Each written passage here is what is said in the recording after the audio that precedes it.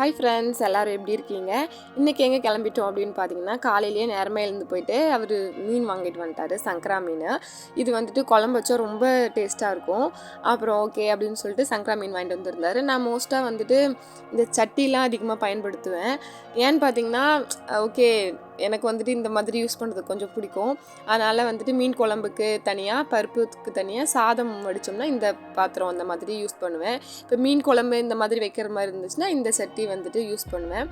இப்போ மீன் குழம்புக்கு தேவையானது எல்லாமே வந்துட்டு நான் வந்து ரெடி பண்ணி வச்சுக்கிட்டேன். பார்த்திங்கன்னா தக்காளி, வெங்காயம், பூண்டு எல்லாமே. ஃபஸ்ட்டு நாங்கள் வந்துட்டு எப்பயுமே செலவெல்லாம் வதக்கிட்டு அதுக்கப்புறம் தான் மீன் குழம்பு பண்ணுவோம். ஒவ்வொருத்தரும் ஒவ்வொரு ஸ்டைலில் பண்ணுவாங்க. நாங்கள் இப்படி தான் பண்ணுவோம். அந்த மாதிரி புளியும் மிளகாயும் நல்லா தண்ணியில் ஊற வச்சுப்போம். இப்போ வந்து பார்த்திங்கன்னா இந்த நம்ம வதக்கி வச்சுருந்தோம் இல்லைங்களா, அது ப்ளஸ் இஞ்சி இதெல்லாமே போட்டு ஒட்டுக்கா இந்த புளி எல்லாமே போட்டு சேர்த்து அரைச்சிருவோம்.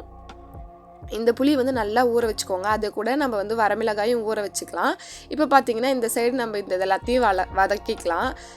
வதக்கினதுக்கப்புறம் நம்ம வந்துட்டு இஞ்சி, கொஞ்சமாக தேங்காய், அப்புறமா நம்மளுக்கு தக்காளி இதெல்லாம் வதங்கியிருக்கும் இல்லைங்களா, அது எல்லாமே போட்டுக்கலாம். அதே மாதிரி மிளகா இந்த மாதிரி புளி தண்ணியில் நம்ம ஊற வச்சுருப்போம் இல்லைங்களா, அது புளியோடு சேர்த்து அந்த மிளகாயும் நம்ம இதில் போட்டு புளியை அப்படியே போட்டு நம்ம அரைச்சிக்கணும். ஒவ்வொருத்தர் புளி தண்ணி மட்டும் ஊற்றுவாங்க. ஆனால் இந்த மாதிரி பண்ணி பாருங்கள், ரொம்ப நல்லாயிருக்கும். இங்கே பார்த்திங்கன்னா இந்த சைடில் வந்துட்டு நம்ம வதக்கினது எல்லாமே வதங்கிடுச்சு, ஆறிடுச்சு.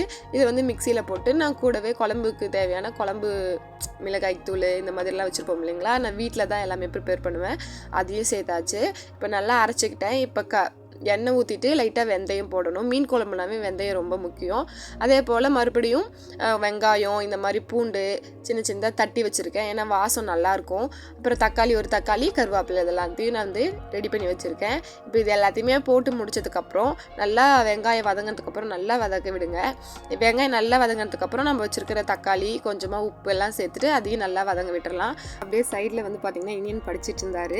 ஃபுல்லாக வதங்கினதுக்கப்புறம் நம்ம வந்து அரைச்சி வச்சுருக்கோம் இல்லைங்களா, அந்த பேஸ்ட் வந்து இதில் கலந்துக்கலாம்.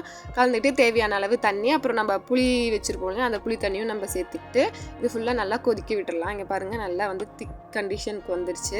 இந்த மாதிரி தான் நாங்களாம் ஊர் சைடில் வந்துட்டு மீன் குழம்பு வைப்போம். இப்போ வந்துட்டு நல்லா குழம்பு இதான உடனே நம்ம வந்துட்டு மீன் போட்டு இறக்கிடலாம். அவ்வளோதாங்க, ரொம்ப ஈஸியாக பண்ணிடலாம். நீங்களும் கண்டிப்பாக இந்த மாதிரி ஒரு நாளைக்கு ட்ரை பண்ணி பார்த்துட்டு எப்படி இருந்தது அப்படின்னு சொல்லிட்டு கமெண்ட் செக்ஷனில் கமெண்ட் பண்ணுங்கள் ஃப்ரெண்ட்ஸ்.